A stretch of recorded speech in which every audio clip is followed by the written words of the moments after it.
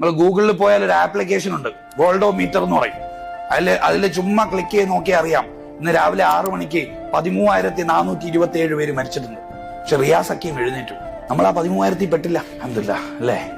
പലപ്പോഴും അൽഹംദുലില്ലാ, ദൈവമേ നന്ദി, മരണത്തിൽ നിന്ന് ജീവിതത്തിലേക്ക് എന്നെ തിരിച്ചു കൊണ്ടുവന്ന എന്റെ സൃഷ്ടാവേ, നിന്നോട് എനിക്ക് ഒരുപാട് നന്ദിയുണ്ട് എന്ന് ഹൃദയത്തിൽ തട്ടി പറയാത്തത് കൊണ്ടാണ് നമുക്ക് വലിയ വലിയ വിജയങ്ങൾ ജീവിതത്തിൽ ഉണ്ടാവാത്തത്. ഇന്ന് ഞാൻ എഴുന്നേറ്റിട്ടുണ്ടെങ്കിൽ എന്റെ ജീവിതത്തിലെ ഏറ്റവും വലിയ സക്സസ് അത് തന്നെയാണ്. അടുത്തത് മേളിലോട്ട് നോക്കണം, ഒരു കൂര ഉണ്ടോന്ന്, റൂഫേ മേൽക്കൂര ഉണ്ടോ എന്ന് നോക്കണം.